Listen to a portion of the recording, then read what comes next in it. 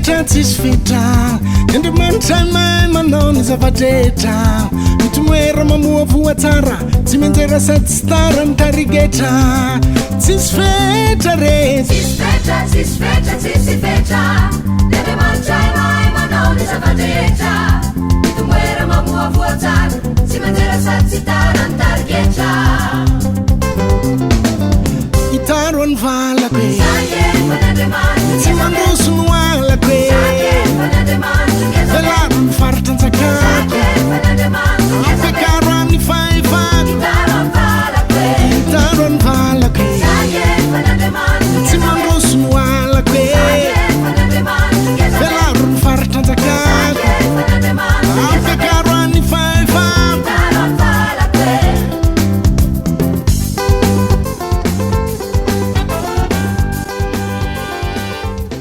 ampifaliana indray no anolorana ny araba ho antsika rehetrarehetra mpanaraka ny toriteniny ray aman-dreny pasteur Mayol isaky ny sabata tamin'ity sabata fa 5 ny volana novambra taona 2024 ity dia nitsidika ny fiangonana Ambombarina ny ray aman-dreny ary nanara-maso ihany koa ny fizotra sy ny fandehan'ny asa fanorenana koa ankehitriny ary dia manasanao anaraka izany fampaherezana sy toriteniny arana tamin'ny ray aman-dreny pasteur Mayol izany mahazo fahendrena mahazo fahalalana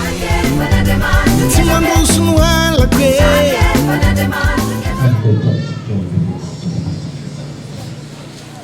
ho an'ilay mipetraka eo ambonin'ny seza fiandrianana irerianany misaotra mipera mihaja mivoninahitra halleluja amen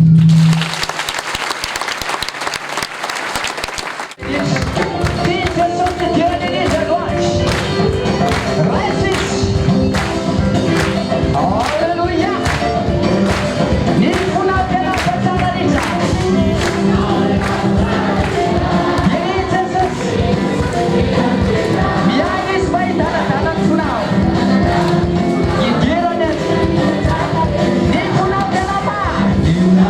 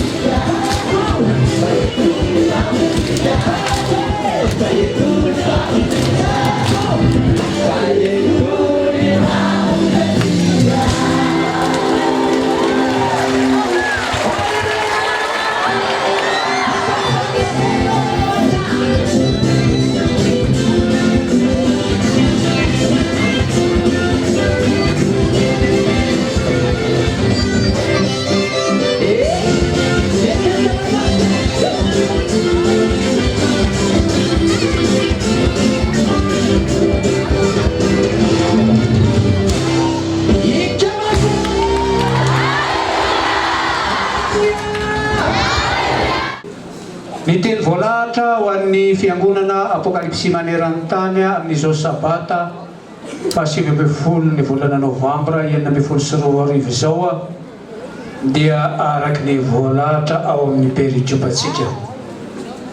Salamo fa 570 ny voalohany ka hatramin'ny fahadimy.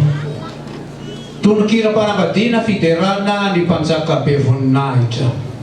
Mampiboiboika teny tsara ny foko. Miteny aho ka nilaza ny mpanjaka no teny ataoko. Fanoratan'ny faingan-tsoratra ny lelako. Tsara tarehy noho ny zanak'olombelona ianao. Fahasoavana no nahidina tamin'ny olotrao. Izany no nitain'Andriamanitra anao mandrakizay. Fezo ambalanao sabatrao ny ilay mahery. Dia ny fiandrananao sy ny voninahitrao. Ary mitangena andro soamantsara amin'ny voninahitrao noho ny teny marina sy ny fahalemem-panahy-pahamarinana. Ary ampianatranao zava-mahatsirarina ny tananao ankavanana. Ny zanatsipikanao dia voaranitra. Firenena maro moringana ka hitsakitsahinao ka mitsatoka ao ambonin'ny fahavalon'ny mpanjaka. Toizatsika ny famakiana ny tenin'Andriamanitra araka ny voasoratra ao amin'ny filazantsara Jesosy Kristy araka ny Luka 10:10. Raisina amin'ny 7:70 ka hatramin'ny 420. Ary ny fitopolonay niverina tamin'ny fifaliana ka nanao hoe Tompo, na dia ny demonia aza dia manaiky anay noho ny anaranao fa ho Jesosy tamina izaho nahitany satana raha tsy ravitany an-danitra tahaka ny varatra indro efa nomeko fahefana ny tsaka fianarana sy mainka sy andresy ny heretra nanany fahavalo ianareo ka tsisy hampanino anareo akory kanefa aza mifaly ianareo satria manaiky ianareo ny fanahy fa mifaly satria voasoratra ny an-danitra ny anaranareo. Alleluia. Ary tamin'izany ory zany dia ravoravo tamin'ny fanahy masina Jesosy ka nanao hoe mideranao aho raiky eo tompon'ny lanitra sy ny tany fa efa nafeninao tamin'ny endry sy ny manan-tsaina zany ka nasehonao tamin'ny zaza madinika eny raiky fa izany no sitrakao. Ny zavatra rehetra dia efa natolotry ny raiko aho ary tsy misy mahalala ny zanaka afa-tsy ny ray ary ny ray afa-tsy ny zanaka izay tiany zanaka anehoana azy. Amen. Ary nitodika tamin'ny mpianana izy dia laza tamin'ny manokana hoe sambatra ny maso mahita izay hitanareo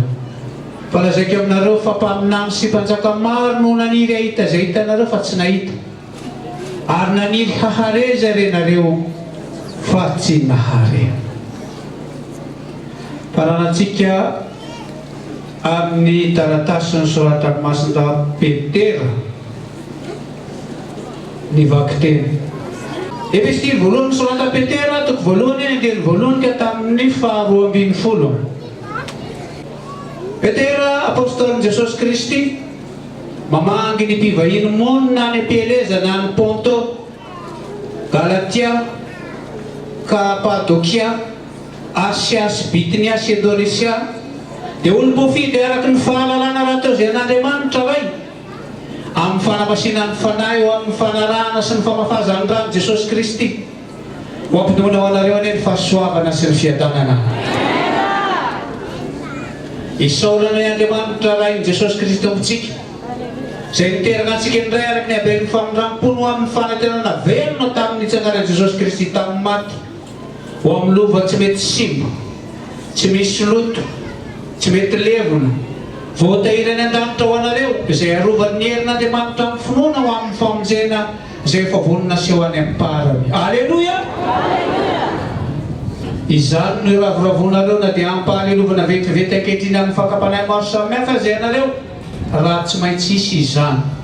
mba ho hita ho fiderahana sy voninahitra ny fankarazana ny fizantoetra ny finoanareo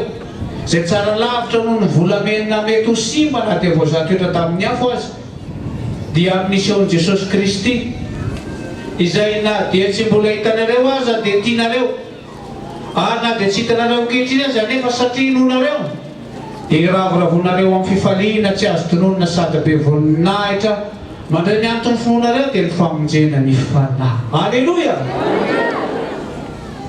Ny amin'izany famonjena izany dia notadiavin'ny mpaminany sy nokatsain'ny fatratra dia ireo efa naminany ny fahasoavana ho anareo eny nokatsainy izay andro na izay toetry ny andro notondron'ny fanahiny Kristy tao anatiny raha nambarany raha teo ny fijalian'i Kristy sy ny voninahitra manaraka izany ary naseho tamin'ireo fa tsy ho azy fa ho anareo no nanomponiny amin'izany zavatra izany izay voalaza aminareo ankehitriny tamin'ny tenyreo nitory ny filazantsara taminareo amin'ny fanahy masina izay nirahana avy tany an-danitra. Izany zavatra izany dia tian'ny anjely hodinina. Ray masina manamasinana amin'ny fahamarinana fanonteninao ny fahamarinana. Amen. Lazatsika iaraka ivaraka isaotra an'Andriamanitra. Anjivan'Andriamanitra ray eo anio sabata faha 7 volana novambra indray no iaonanay eto amin'ity toerana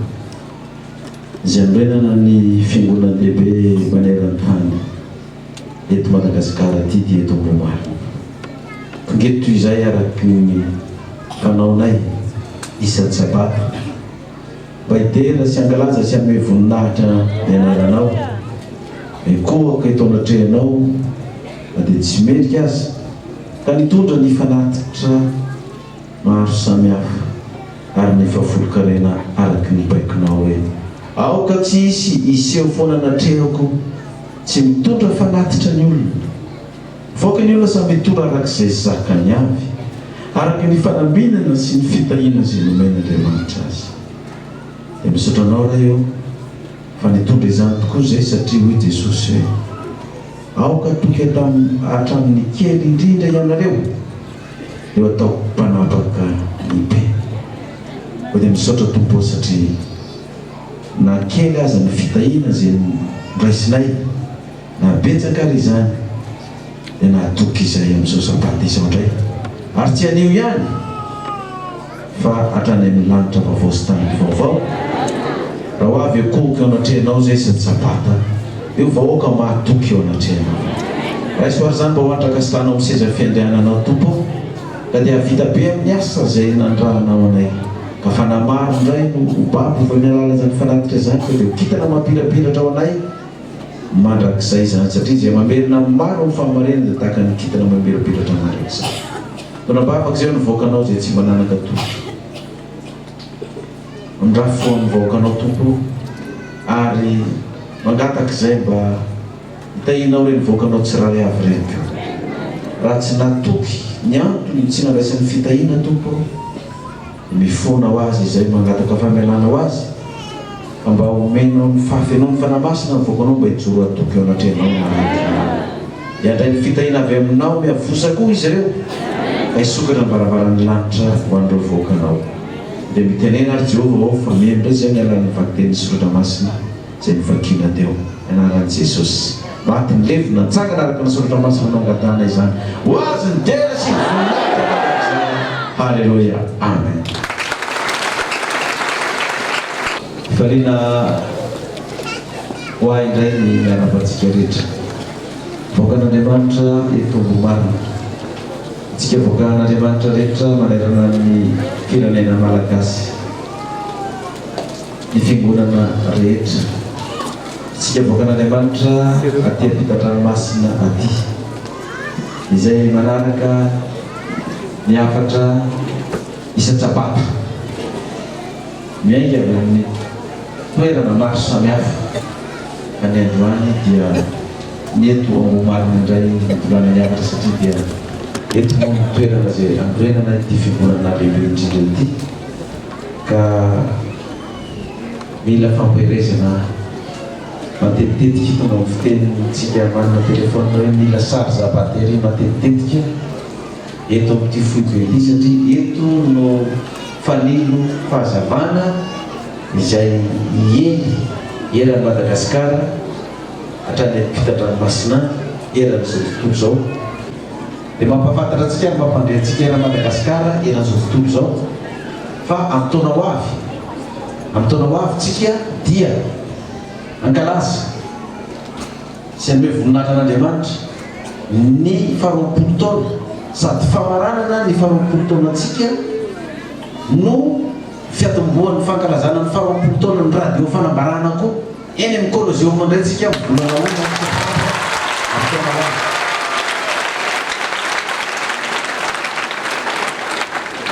amerina famondrona ary ataontsika mihoatra lavitra noho tamin'ity taona ity ny akon'izany radio fanambarana izany satria avy amin'izany radio izany ny feo mahery izy ny mpita eran'izao tontolo izao hatramin'izao afta mialana zany radio zany ary zany radio zany dia misy diatanantsika tsiraray avy tamin'ny alalan'io anatitra radio io ary zay olona nandray famonjena tamin'izany na dia tsy mba navita nanao asa fitoriana ary ianao na dia tsy mba navita taona tany teto ary ianao dia kitana mamirapiratra ho anao zay olona nandray famonjena tamin'izany radio zany tsy tety Madagasikara ihany ka dia izao dia efa miomana sady tsika zay eran'i Madagasikara ho avy indray manana radio fanambarana fa amin'ny taona ho avy ny roapolo taonan'io dia eny amin'ny Colosseum indray tsika dia efa niresaka ny tompona andraikitra hoe dia izao dia efa homany indray ary tsika koa dia izao dia efa manomano ny frais hoentina amin'ny faharoapolo taona io sao dia lasa indray ny olona dia eo vao misanganenao indray satria tsy nanana frais na tsy nahita frais efa miomana dia zao dia efa mividy ny akanjo fotsy sy manga dia ampirina anaty valizy eo rehefa tonga ny amin'ny herintaona dia efa akanjo vaovao indray no entinao fa hoe tia dia efa am'roapolo taona ho avy ty reto indray no ho ampiasaina mandritry ny roapolo taona amin'ity fiangonana ity efa mampiomana antsika zany efa voaray zay afatra rehetrarehetra zay todika atsika namperekopandroany efa be zay ozy izy Jehova zay lesona nomena zay miditra amin'ny roapolo taona ny fiangonana apokalipsy dikan'izany homanina zany fiangonana izany iomana atsika amin'ity roapolo taona faharoa ty amin'ny fampakaram-batana izany akondry zay mbolaza amin'ny apokalipsy araka ny zavatra hitantsika moa dia eda be rehefa leo iomana io mana foana ve no hoaniny eto araha dia mandeha ny apokalipsy zanaky mazary efa tsy dia menitry ny apokalipsy rehefa farenay zany aleo any zareo any amin'ny maizy zanaky maizy nandray miazakazaka mihaino azy atsika hipetraka eto amin'ity toerana ity manao akanjo fotsy manga miomana ny fampakaram-batany zanak'ondry ary zany miperikopa atsika io salamo iasantsika io salamo fahadimy amby efapolo tononkira mpanambadiana fampakaram-bady zany fiderana ny mpanjaka be voninahitra ho an'ny mpiventy hira al-shoshamin ataony koraita mashkila omkirapitiavanina iresaka fitiavana atsika androany zany fa i Jehovahandriamanitra io dia manana vady iza ny vadin'Andriamanitra izy fiangonana Kristy dia manana vady iza ny vadin'ny Kristy ny fiangonana dia atao aroa jerevantsika izany lehilahy mampakambady izany mampiboiboika ny teny tsara ny foko miteny aho ka nilaza ny mpanjaka no teny ataoko fandroatan'ny faingan-tsoratra ny lelao mampiboiboika ny teny tsara ny foko miteny aho ka ilaza ny mpanjaka no teny ataoko ilaza ny mpanjaka ny teny ataoko izy io mpanjaka io Jehova Kristy mpanjaka ny mpanjaka sy tompony tompo fa nisy mpanjaka koa teto an-tany avy amin'ny Jehova misy maromaro izy ireo misy andry Saoly misy andry Davida sy ny sisa faona nilazany an'io mpanjaka io andininy faharoa tsara tarehy no zanak'olombelona ianao fahasoavana no nahidina tamin'olotrao izany no tahin'Andriamanitra anao mandrakizay anjany ny amin'ity mpanjaka ty mpanjaka inona izy tsara tarehy no zanak'olombelona ianao raisitsika Jehova fahataberan'ny fahatsarany indrindra dia ao amin'iza zany ao amin'Andriamanitra zay mampanjaka ny mpanjaka azy zao lena zany azy atao Isaia 7:20 Isaia 7:20 dia ny fadimy ary amin'izany andro zany Jehova tompony maro dia hosaky voninahitra tsara tarehy hosaky voninahitra tsara tarehy sy mifefy loha firavaka ho an'ny olona sisa amin'izany andro zany ozy izy Jehova tompony maro dia hosaky voninahitra tsara tarehy sady voninahitra tsara tarehy zany io Jehova io sady voninahitra tsara tarehy zany hoe mpanjaka zany dia tokony ho tsara iny tsara tarehy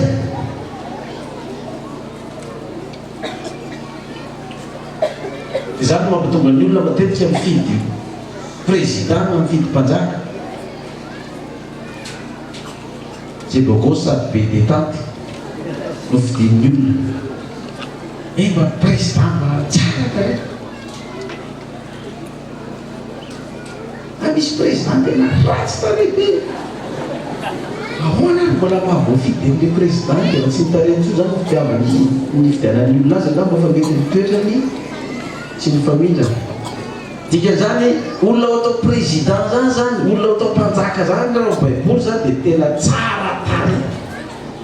mba misy elika ahitana azy hoe mahatsara azy na dia tsy mahafeny ny fahatsara tany azy fa tsy sanatria hoe nisofiny ohatry ny sofiny elefanta nefa président izy na ny orony lava ohatry ny karoty ravan'ny orony na ny vavany misanasanasana mivavana hippopotame miaraka amin'ny nifibanga dia manahirana be hoe zany ny président république fa izany mpanjaka zany dia tena nataon'Andriamanitra efa mpanjaka dia natao ho tsara zany natao tsara tany ny mpanjaka dia andao kely jerevantsika ny tantara ho any amin'ny tantaran'i Josepha itsika Genesis 7:telopolo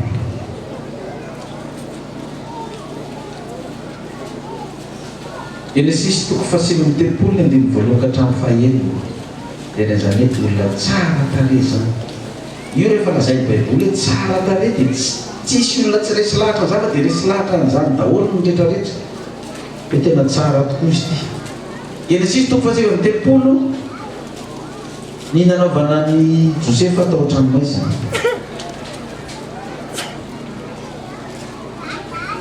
avantsika manomboka ny 15 ka hatramin'ny fahaenina ary hatramin'izay nanendrena azy ho mpikarakara ny tao an-tranony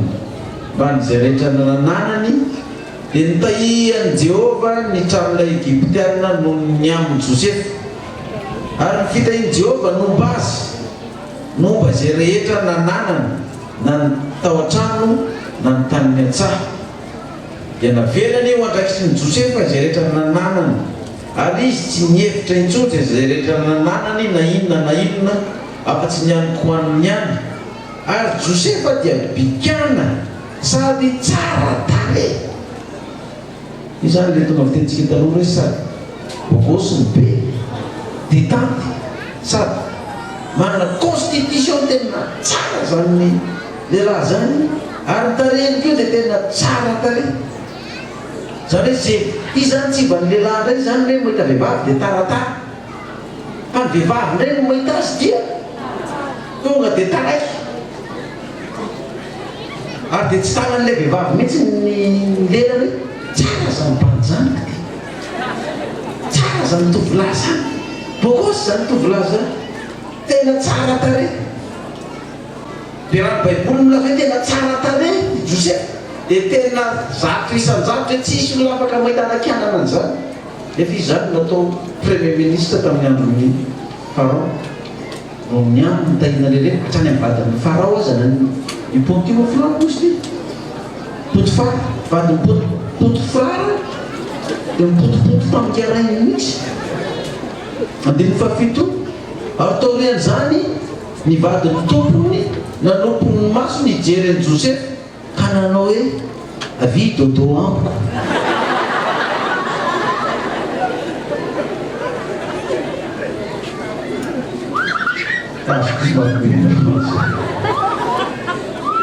vakoka izy avy anao lasesy tamiko zany raha tsy tianareo hoe midodo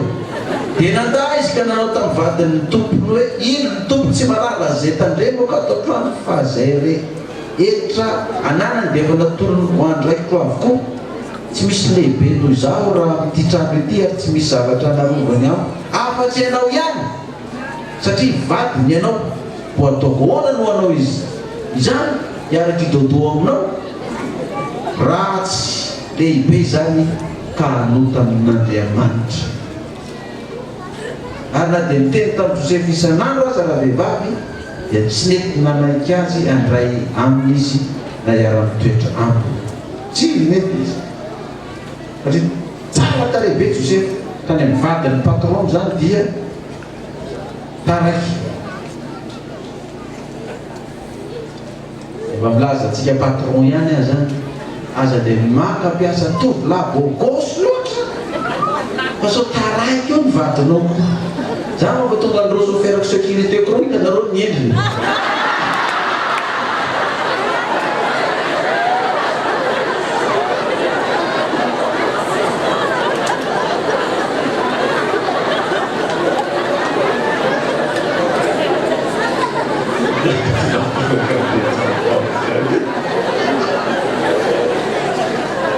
Masina io zao sasany hoe fa ina ny terena tena tsy neny aloha dia minora teo any hoe ina le resaka atao zao. Efa mampilaza antsika koa rehefa maka mpiasa sy ny namana reny na mpiasa vehivavy aza dia ro tsara no vadinao io sofera vavinao io misy zavatra mitsombadika io na mpiasa lehilahy zany Josefa eto zao dia tena tsara taria zay lolokena moa Josefa zany na dia taraiky taminy azy vadin'ny patron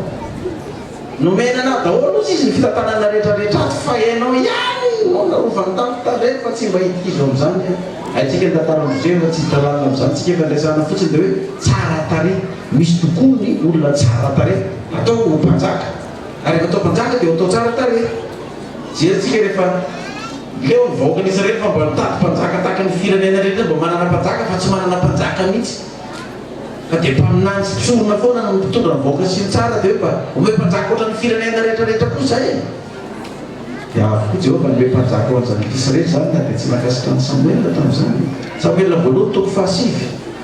Samuela voalohany toko fahasivy Samuela voalohany toko fahasivy miresaka ny amin'ny Saoly mpanjaka izay vidina ny andininy voalohany ka hatramin'ny faharoa vakitsika. Ny nanendrena ny Saoly no mpanjakan'Israely ary nisy lehilahy avy any Benjamina atao hoe Kisy zanaky Abela zanaky Zerora zanaky Bekorata zanaky Afia Benjamina izy sady mpanjaka be anananjanaka lahy atao hoe Saoly izy izay mbola tanora sady tsara tarehy ka tsy nisy tsara tarehy noho izy teo amin'ny zanak'Israely ary nanatombony ny olona rehetra hatrany amin'ny sorony no miakatra ny alavana zay rehefa tsara izy Saoly zany raha vakina ny teny gasy izy dia hoe Saoly zany dia tanora sady tsara tarehy ka tsy misy tsara tarehy noho izy eo amin'ny zanak'Israely fifidianana misy lehilahy zany io matetika dia tsy dia mba misy hoe mifidy mystère lehilahy anankiray zay tsara indrindra pasaky ny vehivavy foana no misy atao tsika amin'izao atamin'izany zany dia efa nisy mihitsy hoe ny lehilahy rehetra tsisy tsara noho izy ary dia zay tanora zany na lehilahy na vehivavy zay mijery azy dia taraiky daholo dia tsara zany sady lavanao ny rehetrarehetra koa izy no nataon'Andriamanitra ho mpanjaka voalohany tamin'ny zanak'Israely fa tsy hoe tonga dia lehilahy bankanina sady foikely mpanjaka voalohany tamin'ny Israely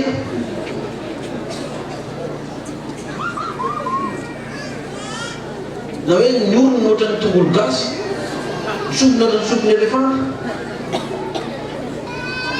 fa ny mpanjaka voalohany nataon'Andriamanitra dia natao faran'izay tsara indrindra ary tonga dia resy lahatra daholo ny olona rehetra izy io tena tsara mihitsy io no reo mpanjakanjaka amin'ilay ozy izy miavaka amin'ny rehetrarehetra tadiavany vahoaka ika tsy resaka zay fivadiany ihany rehefa anyariana any fandraisantsika zao dia hoe tsara tarehy zany mpanjaka izany dia mpanjaka nanaraka ny Saoly no fantatritsika fa izy Davida nanaraka azy Samuela voalohany toko faha 11 Samuela voalohany toko faha 11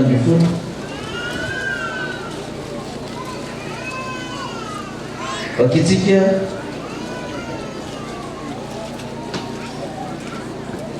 dimy faina sy fahafito dia mandinina am'raiky amby folo tsika rehefa avy eo ary no tonga ireo dia nijery ny Eliaba izy ka nanao hoe nivotsy Jehovah tokoa ity eto anatreny fa hoy Jehovah tamin'ny Samuel aza mijery ny tarehiny na ny avo ny tsanganany efa nilavika izy fa tsy mba toy ny fijery ny olona ny fijery ny Jehovah fa ny olona mijery ny miseho ivelany fa Jehovah kosa mijery ny fo dia nyraiky amby folo ary hoy Samuel tamin'ny Jesse tapitra eto akova ny zanakao lahy rehetra dia hoy izy ny fahalalana no sisa fa miandry ondry izy ary hoy Samuel tamin'ny Jesse manirahaka azy fa tsy hipetraka ihinana isika mba raha-pahatonga ny eto dia naniraka izy ka nitondra azy sivitra ary mena volo izy sady barimaso no tsara inona izy tsara tarehy ary hoy Jehovah mitsangana ho soro fa io no izy Itsakana fotsiny fa io no izy mena volo barimasy barimaso sady tsara ino izy tsara tare ianao zany dia efa mijereva fitarana etsy maraina aloha bokoa alohan'ny atory dia jereva hoe mba ho lany mpanjaka ve ty italiako ty dia rehefa hitanao fa tsy ho lany mpanjaka anao dia aza mirotsaka ho fidina zany hoe raha zao tarehako zao a efa mampody mandry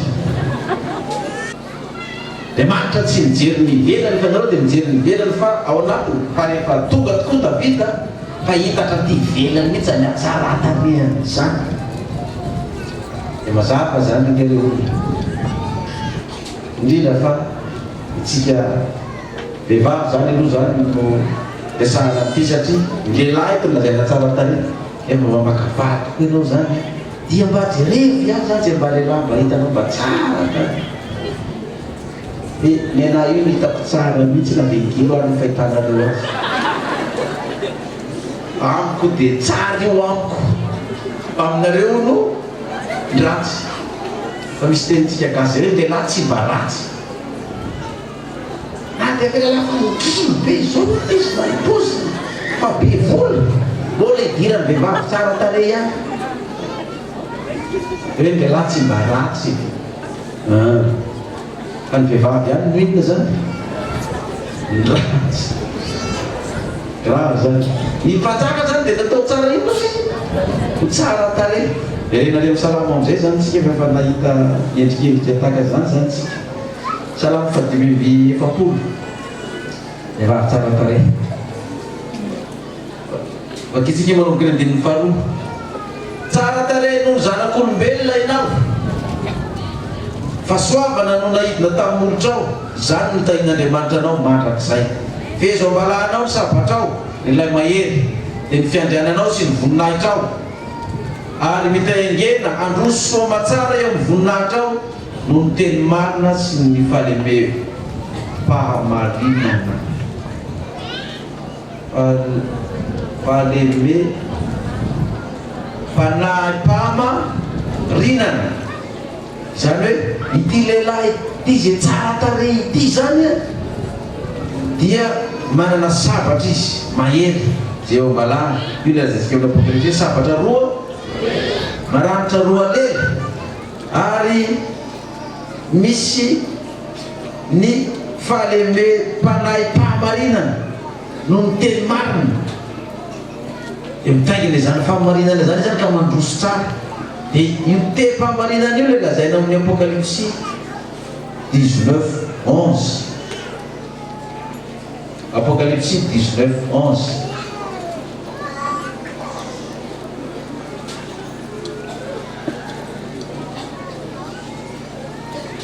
ona ilazany azy Apocalypse 19:11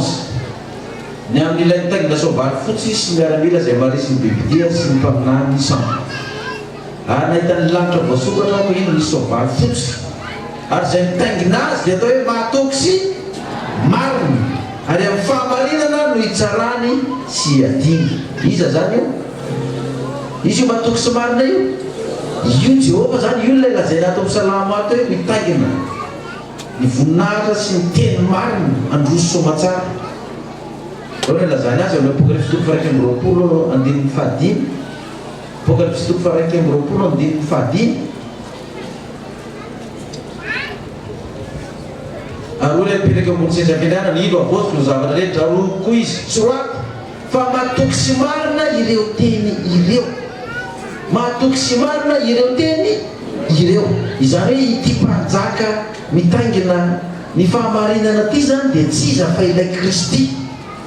i Kristy ity mpanjaka ity nanome ty afatra atao bokin'ny Apokalipsy ity zay hotorena amin'ny fokom-pirenena sy ny olona sy ny samy hafa fiteny dia nyresany rehefa tonga ty amin'ny Jerosalema vaovao ireo afatra rehetra no entinareo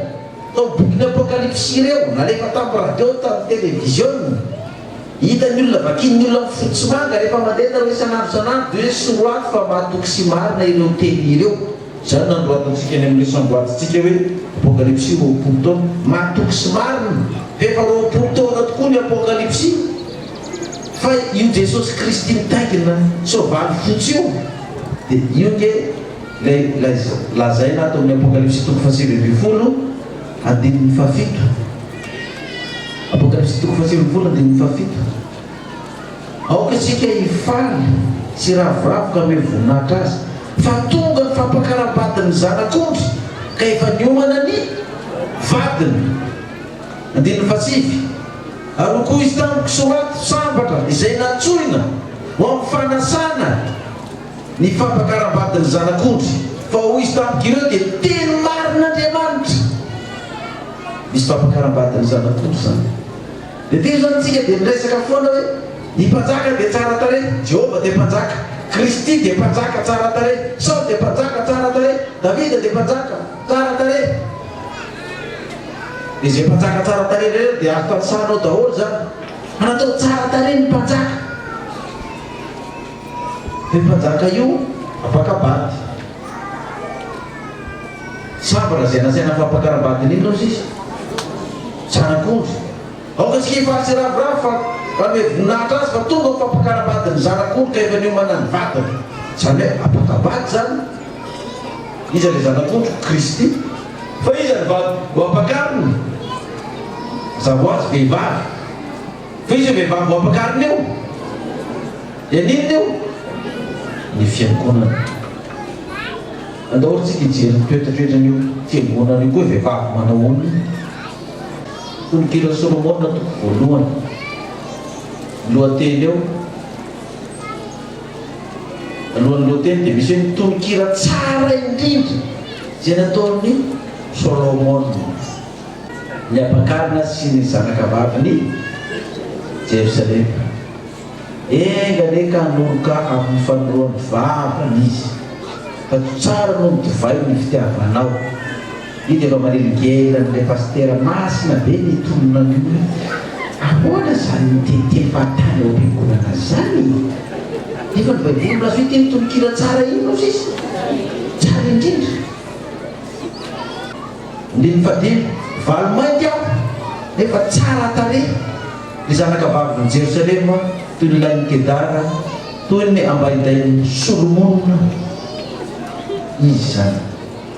andiny favalo raha tsy fantatrao le tsara tarehy indrindra vehivavy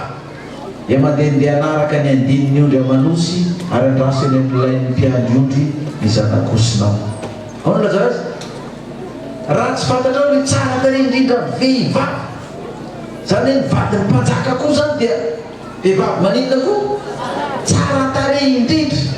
raha nahitatsika tamin'ny tantaran'ny Estera vadiny Ahasverosy mpanjaka efa tsy nanaiky ny vadiny ny mpanjaka i Vasty vorony manaky n'olon-kendry rehetra atao fanjakan'ny mpanjaka Ahasverosy tena tsy mety ataony Vasty tsy manaiky ny vadiny io raha vao tsy andraisana fepety io dia tsisy anaiky ny vadiny tsony ny lehilahy rehetra ka andraisy fepetra mihitsy io fa tsy mety io eny andraisana fepetra Vasty dia tatery nanao fifidianana misy indray hoe nivorina daholo zay vehivavy tsara tarehy rehetra nanaovana fifidianana dia zay tsara tarehy indrindra no atao vadiny mpanjaka Ahasverosy dia Estera avy amin'ny firenena Joda tsy firenena Babiloniana no tsara tarehy indrindra tamin'izany zany hoe ny vadina mpanjaka koa zany tokony mba tsara tarehy koa le vadin'ilay mpanjaka ny sary asehon'izany zany dia ity ny sary asehon'izany itsika fiangonana zay ampakariny Kristy ho vaty io zany dia efa fiangonana efa tonga amin'ny fahatsara raha tarehy ataova aleloia mafy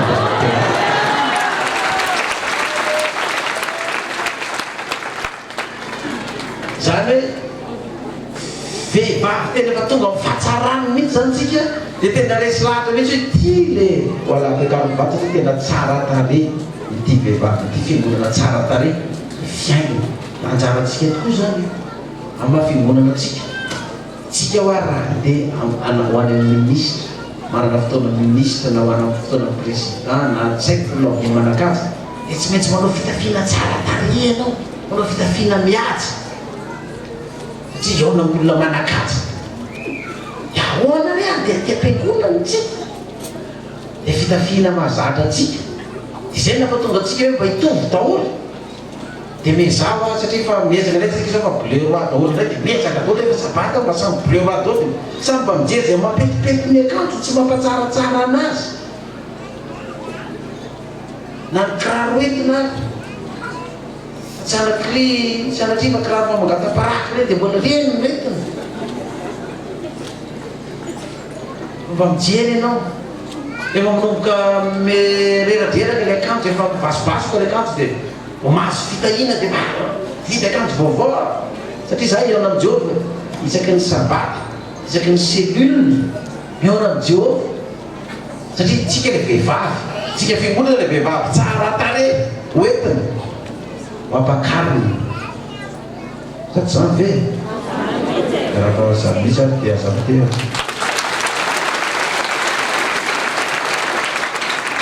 aonanorena zany azy dia mbola tsindriny tsara Solomona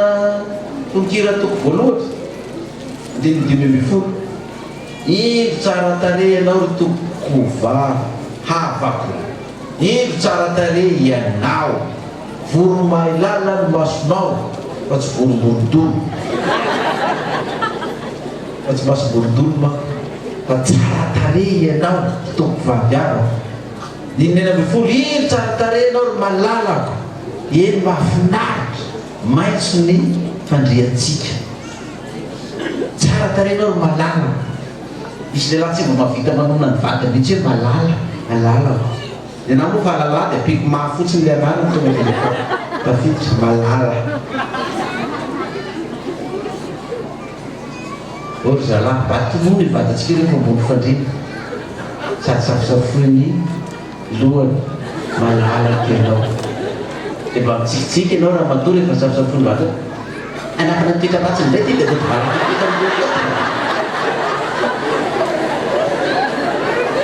tsy milako zany reny naodikodina amin'izany etiny saika ny zavatra tsy mazava indray ao a hatramin'izay ty tsy nanao malalako zao dia malalako mody malalalako e misy afenina indray any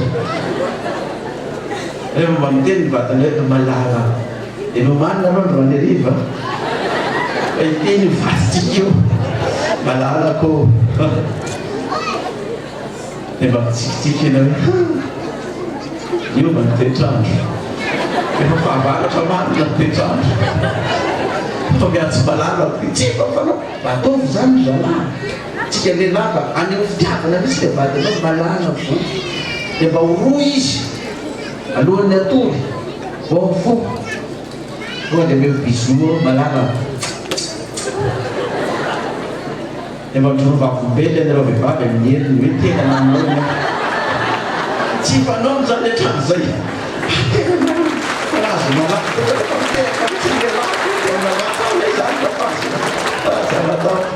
zay manina na dia vatata vesy bebe ary nareo dia ataovy molotra granadela malaso moa zany izy mikefina kefina izy vao maninona vao mamy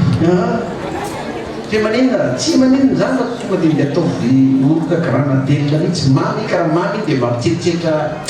indela mivoaka keo mamy zany indela anao tena mivoaka mihitsy ohatra atao oloka manisakay eo fotsiny izy mipetaka tsisy ray seconde dia miala fa zany hoe malalako ianao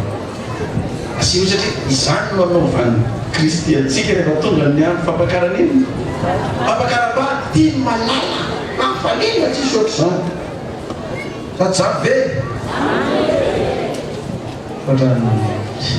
malemy zany feo ohatrany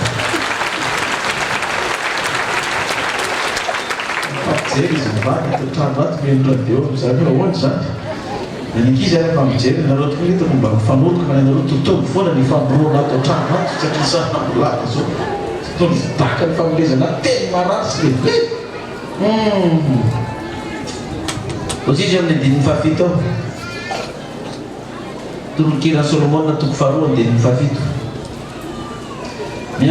mampianiana anareo amin'ny gazela na ny dieravady any an-tsaha aho ry zanakabavy Jerosalema aza manaitra na mamono fitiavana raha tsy efa sitrapono ty zany ao mbola tsy manambady indray aza manaitra na mamono fitiavana raha tsy efa sitrapono satria nahoana zao nilazana azy eo toko fahavalo tolokira Solomon toko fahavalo zao nilazany azy indriny fahenaka hatramin'ny fahafito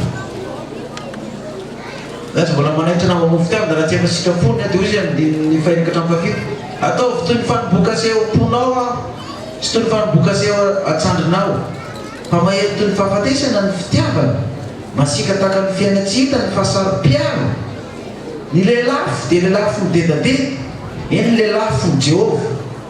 na de ny olo maro aza tsy mahavoniny afo ny fitiavana ary ny renirano tsy mahapahoka azy na de misy olona manome fananany rehetra ao an-tranony aza mety fitiavana de atao tsinotsinona izy zany hoe itsika tanora zany raha mbola tsy ampy-potoana aza maika mamohan'ny fitiavana fa tahaka ninony ozy izy tahaka ny afo fa velao tonga misitrapony rehefa tonga ny taona rehefa tonga ny taona tonga avan'io a tonga ho azy io fa aza mbola mamohana io raha mbola tsy ampy-taona fa be da be nefa main'io a ozy izy na de ny olo maro aza tsy mahavoniny afo ny fitiavana zany hoe rehefa tena tonga amponao le fitiavana io ka mifo tsisy mahavonana iny na de tondradrano na de ranomasina aza mononao niny afo iny tsy mahafaty an'iny misy mpanoratra tononkira mpanao tononkalo reny mbola manoratra koa na de ny ranomasina aza no androatana ny fitiavako anao de mbola tsy hoampy zany fa mbola horitra ihany zany fitiavana tena etsaka zany aza mamazo an'izany ianao tovavy fa tena avy ny lanitra ka tsy takatra hoe zany fa tena tadiavana ny tovolahy hoe tena teny maro ohatran'izany fa teneniny ato koa na de misy olona manome fananany rehetra ao an-tranony azy amidy fitiavana atao tsinotsino zany mariny zany ny vehivavy tsara tarehy azo vidimbola ny vehivavy rehetra na de lehilahy fanan'izay ratsy indrindra any ianao ka be vola de mahazo vehivavy tsara tarehy be anao fa azo vidina ny atsara tarehy ny vehivavy fa ny fitiavana voavidimbola sa tsy voavidy io tsy voavidinao na miliardera any ianao rehefa tsy tian'le olona ianao na miliardera tahaka ninona ianao tsy azonao iny olona iny dona ilazany hoe vehivavy tsara tarehy io tononkira Solomon toko fahefatra ny amin'ny ampakarina vehivavy ny lohateny eo ambony eo endre tsara tarehy ianao ry tompivavy havako endre tsara tarehy ianao ny masonao dia voromailala eo amin'ny fisarom-bonana ohatra ny voromailala etseriny etsika damositsika eo ny volonao dia tahaka ny osy andiana izay mandriandry eny kila ny tena-bohitry Gileada eny nifinao dia tahaka ny ondrovavy andiana efa voaety izay miakatra avy eo amin'ny fampandroana samikambana avy ireo fa tsy misy tsy manana namany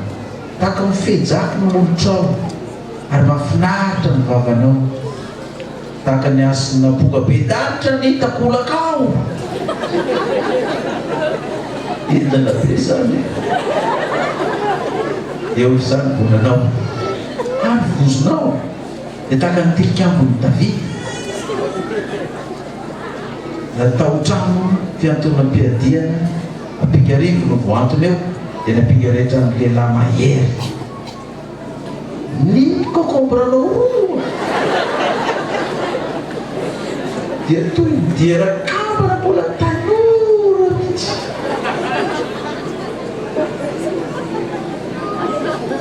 azahoan'ny bebe koto zany kokombra zany raha tsy hainy zay homana eny amin'ny lile andiny fafito tsara avokoa izato bika ianao izato ry tompivavy avako tsy misy kilema ianao zany endrika zany miendrika ahitany Jesosy amin'ity fiangonana tia amin'ny andro ampakaranazy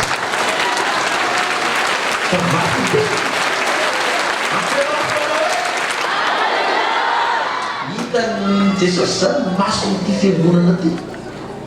fa tsy le maso mangalingalika reny na maso tsy paraparaka amin'ny tsy tokony hiparahana reny hitany Jesosy zany vono amin'ity fiangonana ty fa vono tena tsara oko fa tsy vono misaritaka ohatran'ny volana mpamosavy boaka amin'ny alina. Hitan'i Jesosy zany nifin'ity fiangonana ty fa tsy vehivavy manala sala tahaka ny vehivavy lava nify ka atao aloha mahamenatr'olona, atao orina atahorana anaikitra noho ny fahasarotam-piara. Fa hitany tsara ny nify ny mirindra petaka tsara tsy misy sosony mihitsy. Hitany tsara zany ny bozona fa tsy olona mafiato fa tsy manao bozona alika fa tahaka ny tiambony David.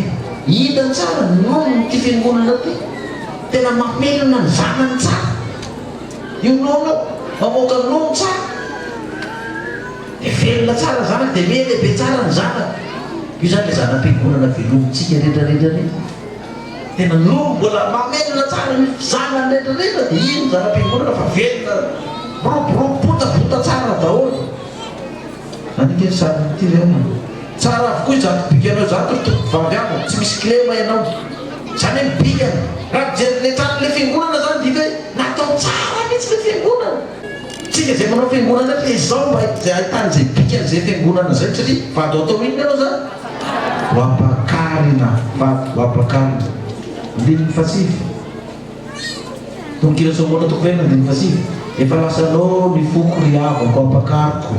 efa lasanao ny foko tamin'ny masonao anila sy tamin'ny rojo anankiray mivozonao. Akory ny hatsaran'ny fitiavanao ry avako apakariko, akory ny hatsaran'ny fitiavanao eny tsara noho ny divay ary ny fofony menaka manitrao dia mihoatra noho zava-manitra rehetra. Zany le fiangonana zany tena manao menaka manitra manitra ahoana zany fofony menaka manitrao dia mihoatra noho zava-manitra rehetra. Andininy efatra amby folo eny nada sy safrona veromanitra sy avozomanitra sy ny azo misy ny dikazo manitofona rehetra miora sy azo manitra mba ny zava-manitra tsy tsara rehetra. Loha rano tamboly ianao, loha rano ny boiboika eny reny rano kely avy amin'ny Libanon. Zany zany le fiangonana pakary manimanitra. Toko fadimy andininy voalohany efa tonga eo an-tsako ary havako apakariko mihodiny miorako mba ny zava-manitra efa homana to tanteko mba ny tanteko ary efa misotro ny divaiko mba ny ronoko homana nareo sakaizako misy toa eny mivokisa divay eny malala. Zany hoe le fiangonana ampakarina zany dia manao manitra tena manimanitra be. Eto zany dia milaza amintsika fiangonana koa fiangonana ho ampakarina tsika tokony voaka mivavatsika zany ny vavaka tahaka ny emboka iny manitra mipolana loatra avy eo vavatsika. Ny fivavatsika tahaka ny emboka manitra ary zany emboka manitra zany dia elo koa ianao manimanitra. Voalaza hoy Jesosy, voalaza fa hoe maso solo maso nify solo nify. Za kosa ankehitriny milaza aminareo mivavaha ho an'izay manentsika anareo. Efa voasoratra hoe hoy Jesosy zao fa za kosa milaza anareo hoe zao. Tsika tamin'ny andro voalohany nahazo filazana misy ranomanitra pompomy, misy ranomanitra joli alikera manimba ny fahasalamany ahy ka tsy tokony manao manimanitra fa manao miketotray roapolotona ty fiangonana manitra no ampakarinaandriamanitra manimanitra toandray ty fiangonana manoboavatona zay. Raha mamantara anao dia efa enina fofona manitra zany fiangonana ampakarina zany le vehivavy ampakarina zany fa tsy hoe vao mandalo anao dia fofokeliky zany mamololaky zany fofokeliky zany. Tsy hoe vao mipetraka ianao miara-mipetraka amin'ny olona mbola anaty kiraro kiraronao dia efa ozisy ny olona hoe fofo tongo zany manemboka tahaka ny emboka manitra zany. Tandremo fa tsy ny lehilahy ihany mahay miforoma fa misy vehivavy enjana be koa miforomany ihany dia vehivavy tsy mitongotra be reny ka ny fiangonana ampakarina ozy izy dia manao fofona inona fofona manitra ranomanitra be tsy hifankahitana mihitsy zany ity fiangonana ty ho ampakarina Kristy io fiangonana amin'ny fofona manitra. zay mba tsara bika azy fa mbola manitra koa izy zany fofona zany ozy izy de tena fofony menaka manitra ao dia mihoatra no zava-manitra rehetra mihoatra no zava-manitra rehetra narda sy safran zany nampatonga ny Kristy nisoran'ilay vehivavy menaka manitra lafo indrindra hatrany amin'ny lohany katra izy hatrany am-paradiny de izy ilay nadidina teo raha tena mpaminany marina tena gaty dia vatany fa io vehivavy io vehivavy mpanotra zany hoe vehivavy varotelo vehivavy jangajanga fa te hikotikôty ny Jesosy io dia moa ndefa sandranomanitra hatrany amin'ny lohany hatrany amin'iny hatrany amin'ny tompony dia moa dia hoe jereo ve mba namidy io dia menany mahanitra toy izay lanina fotsiny any io ranomanitra iny izy zay fa oatra zany hevitra nareo zany tonga teto tsy menareo niny tsy fisoranareo ranomaso tsy fisoranareo menaka sy tsitsaka kina ataonareo manjany manomana amin'ilay fampakarabaty io vehivavy io tadidin'ilay vavavy ampiakariny vehivavy lazainareo fa mpanota io ilay fiangonana mpanota io manositra ranomanitra io ilay fiangonana lazainareo fa mpangalana sy mpijangajanga sy mpamoan'olona sy mpisolokiolona zao io manositra ranomanitra anaio ka ity vehivavy ampakariny Kristy ity efa feno fofona inona izy manitra zany nampiakarana azy mandray fofona manitra amin'ny atsaratarehany io dia mandray fofona manitra ozy izy eo amin'ny andininy fahenina apokalypsy tolokira Solomona toko fahenina nakaizany malalanao ny tsaratarehan'ny vehivavy ny vilonakaizany malalanao mba hiaranay aminao hitady azy lasa nidina ho any an-tsary malalao dia any amin'ny tany-boankazo misy zava-manitra eo an-tsary hiandro ny ondro ny eny amin'ny tanimboly sy hotiny biby nareo mangalazana Kristy amin'izay izy eto nakaizany ny malalanao ry tsaratarehan'ny vehivavy manontany hoe nakaizy Kristy zay malala n'ity vehivavy ity nakaizy izy dia ona lazainy ndiny faharoa lasa nidina ho any an-tsary malala dia any amin'ny tany-boankazo misy zava-manitra eo an-tsary hiandro ny ondrony eny amin'ny tanimboly sy hotiny ondro hiandro ny ondrony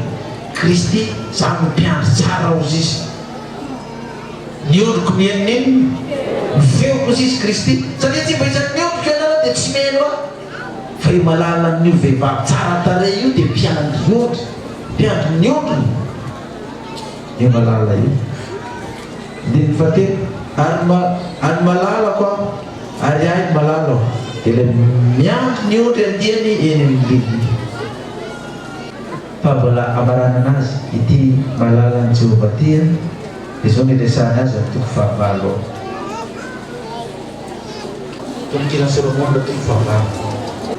lohateny hoe ny nandehanany ho any amin'ny tany ny havian'ny ampakariny na dia ny olo maro aza dia ny fahafito na dia ny olo maro aza tsy mahavono ny avy fitiavana ary ny renirano tsy mahapoaka azy na dia misy olona manome ny fananany rehetra ao an-tranony aza hamidy fitiavana dia atao tsinotsinona izy io zany le fitiavany Kristy sy ny fiangonana tena tsy misy mahafaty an'io mihitsy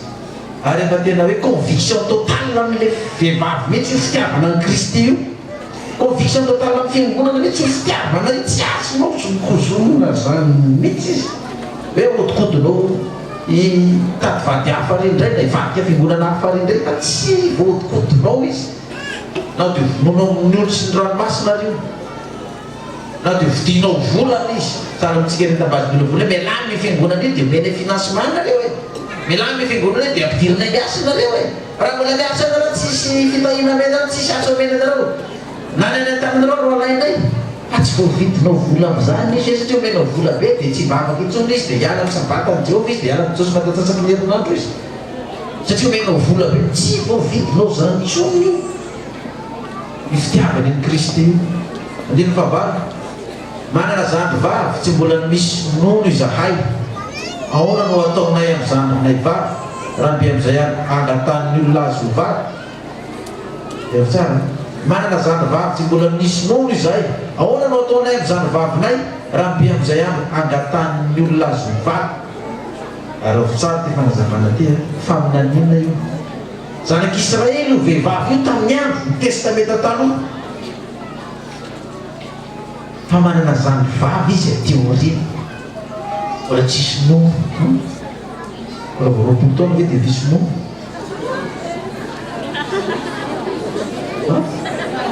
efa misy zany tsisy nareo dia vakeo ary ny 50 ohatran'ny ahoana ary ny aben'io roapolo taona io manda dia tolitolikampo ny concombre anao ahoana ny aben'isy io izy manda tokina solomoana toko favalo zany dia tsy hitanareo andininy favalo manda andininy fafolo manko azafady manda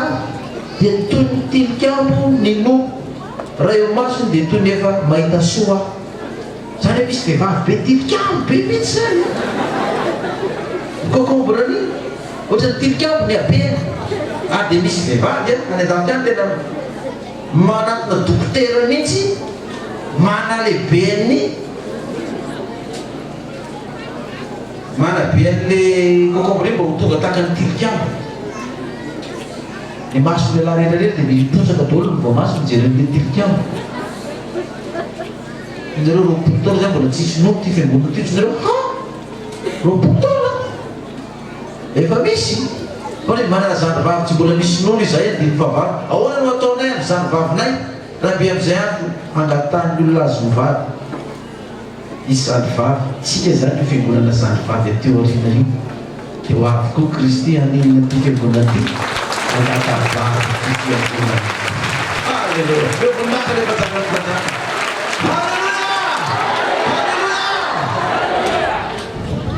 ho avy izy fa izany lenareta zany lazany Jesosy ato amin'ny lioka na fenina zany fa tsy fantatry ny lioka toko fahafolo lioka toko fahafolo ny andininy toko fahafito ambin'ny folo ka hatramin'ny roapolo ary ny fitopolo lany verina tamin'ny fifaliana ka nanao hoe tompo ana dia demoneza dia manaiky anay nono ny anaranao fa i Jesosy tamin'ny lazaiko ma zaho mahita satana latsaka avy tany an-danitra taka mivaratra indro efa meko falifana nitsaka mena rana sy maiko sy andresy ny hery rehetra amin'ny fahavalony anareo ka tsisy ampaninona anareo akory kanefa aza mifaly anareo satria manaiky anareo ny fanahy fa mifaly satria voasoratra ny an-danitra ny anaranareo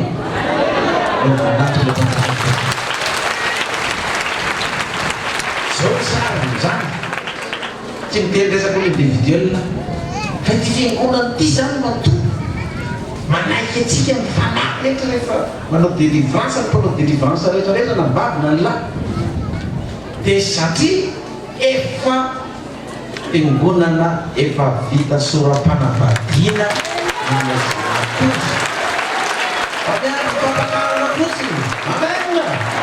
halleluia dia zany mampatonga andreo fanahy reo manaiky satria efa voasoratra any an-danitra ny ino izy tsy le devolo manaiky roasitsika reny zany mahafaly atsika fa reny ny assurance fa ny anarantsika efa voasoratra izy izy any an-danitra dia io nge lay zandriny lay zandriny io dia ao anao sisy io zandrino abakariny io zao nila zanazy amin'ny toko fahafolo ao andininy fa raiky amby roapolo ary tamin'izany olo zany dia ravoravo tamin'ny fanahy masina Jesosy ka nanao hoe teranao a raiko tompony lanitra sy ny tany dia efa nafelinao tamin'ny endry sy ny manan-tsaina izany ka nasianao tamin'ny zaza madinika eny raiko fa izany misitraka ao nafelinao tamin'ny endry sy ny manan-tsaina izany ka nafelinao tamin'ny zaza madinika ka naseonao tamin'ny zaza madinika ty zany tsika le zany mivavy ty zany naneona ny zany zavatra izany fa nafeliny zany mesazy zany zany inonareo tsara ataony fanahy ratsy io misy radio evangelika maro samihafa mba hanafina n'ilay fanahy tsy halala ny mazava fa zao Andriamanitra mihitsy no manafina an'io zava-panahy izy io nafenina tamin'ny manan-tsaina sy ny manam-pahalalana fa itsika no nomen'Andriamanitra azy dia itsika le zandry ny vavy tsika zany le fiangonana zandry ny vavy hoe isy apakapaty sy apakapaty fa io zoky ny vavy io dia ny fiangonana Israely zay efa voalaza ny soratra masonao fa misy zandriny eo Israely izy natao batisa ny Kristy maty ny levy natsanga anaraka ny soratra masina tafy Kristy tsy misy tsodrosona grika lalàna vavy nandeha fataranaky Abrahama reo dia mpataova araka ny teneny io zany ilay zandriny tateo riny ka io zandriny io a dia ny zavatra nomena azy fanafeniny tsy fantatry ny olona dia zany mampitonga antsika hoe satria nafeniny zany afatra zany dia tsy nomena ny fiangonana hafa ny loko fotsy manga mampiavaka ny voakan'Andriamanitra mampiavaka ny Israely satria nafeniny zany nafenina ny secret ao anatin' zany resantsika reny amina tempolin'Andriamanitra anao dia akofana zavatra manga ny tempolin'Andriamanitra anafeniny zany fa ny zaza madinika itsika madinika zandra ny vavy ty nomena zany dia nombrepolo ny zavatra rehetra dia efa natotry ny ray ary tsy misy mahalala ny zanaka afa-tsy ny ray ary ny ray afa-tsy ny zanaka zay tia ny zanaka anehoana azy zay tia anehoana ny zany nomena ny zany fa raha tsisy ny zanaka ianao tsy tafapetraka ato anao zay tsy zakanao fotsy manga io satria tsisy any ianao dia lasa ianao fa zay zanaka ihany no nomena ny zany dia niterombropolo nitolika ary nitolika tamin'ny mpianana izy dia nilaza tamin'ny manao koa hoe sambatra ny maso mety zay hitanareo fa lazaiko aminareo fa mpaminany tsy mpanjaka marina ny raha hita zay hitanareo fa tsy nahita ary nare zay renareo fa tsy nare mpaminany maro mba te halala ny secret ny apokalypsy io fa tsy nahalala n'izany tsy nahita n'izany satria fa voafetra ny andro ny ainana naniry te ahita sy halala n'izany fa tsy nahita sady tsy nare ianareo nahalala maro ny mpaminany te ahita n'izao toerana misy atsika zao zeny le fanaka notafina dramanga reny mandehandeha reny le fanaka notafina dramanga tondra ny afaka ilay zanak'ondry fa ampakariny zanak'ondry io zandry ny vavy io ilay vady ampakariny faranany masinda-petera izy ty ozy izy masinda-petera tsy masinda-jauna Maria petera toko voalohany petera voalohany toko voalohany andininy fahatelo isaorana ny Andriamanitra rainy Jesosy Kristy tompontsika zay miteraka antsika indray araka ny ampiny famindrapony veko tsara isaorana ny Andriamanitra rainy Jesosy Kristy tompontsika Kristy ilay zanak'ondry ampakatra ny lay vehivavy izay miteraka antsika indray araka ny ampiny famindrapony ho amin'ny fanantenana velona tamin'ny nitsanganan'i Jesosy Kristy tamin'ny maty ho amin'ny lova tsara amin'ny lova tsy mety simba tsy misy loto tsy mety leva voatahiry any an-danitra ho anareo alleluia amen izay arovany herin'Andriamanitra ny finoana ho any amin'ny famonjena efa vonona seho any am-parana io ilay mpampakarabatiny iny zanak'ondry ny mpanjaka tsara tare lay vehivavy tsara tare izy amin'ny andininy faefatra io ho amin'ny lova tsy mety simba tsy misy loto tsy mety levona zany le fahatsarany zany voatahiry any an-danitra arovany herin'Andriamanitra amin'ny finoana ho amin'ny famonjena efa vonona seho any am-parana izany no iravoravoanareo tsy fiteaka mafy izany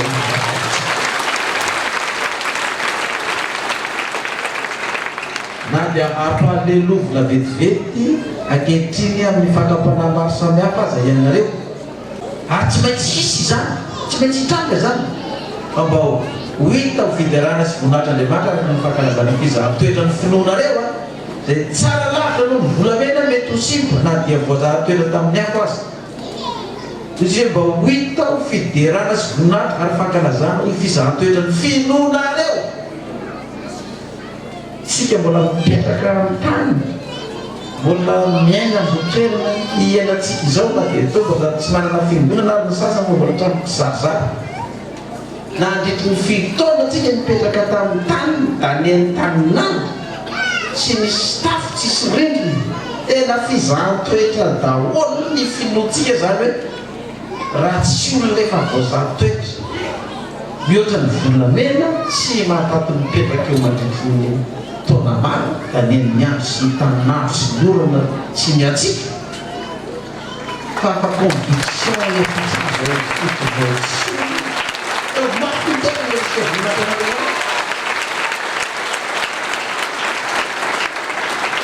dia eo fanalabaraka fanalatsina fanapotena amronana lainga sao rehetrarehetra tsy maozombovonatsika zany satria ny finoatsika dia efa mihoatra ny volamena raha tsy fananao dia teakamafy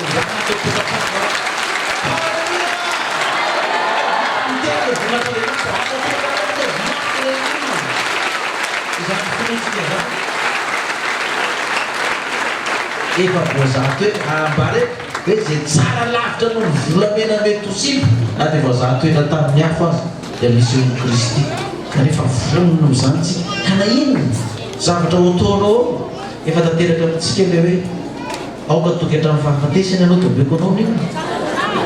ka ny finoatsika zany efa tsara lavitra metra ny volamena ma to mbola maharitra tsika nandritry ny zay roapolo taona zay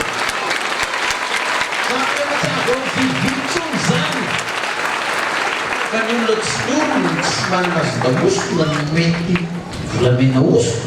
ka efa zato ela dia mitsanga tao fa tsika are erany Madagasikara zay mora miorona amin'izao fotoana zao dia hoe finoana vola tsara lavitra no volamena ny finoana zay efa voazato hoe za tena resy lahatra tena raha zay ko amintsika zato isan-jato mihitsy fa maka ny toerako fotsiny aho hoe raha za ve tamin'ny toeran'ireto olona reto fa tsy pastera ohatra anazy zao mbola nipetraka tao ve zany nandritry zay roapolo taona zay tsy afalasa ohatran'ireny rehetrarehetra ireny ko mitsangatsangana zay miseho atao amin'ny fiangonana sy ny fizantoetra sy ny tsaraka miseho rehetrarehetra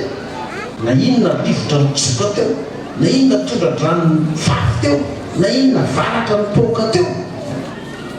na inona fampororona dia tsy nahozongozona n'ilay finoana vola tsara lavitra volamena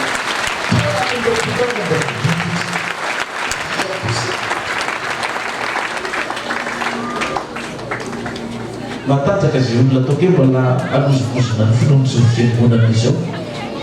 ka dia ampirafy hoe hanambady mikafa indray ny fiangonana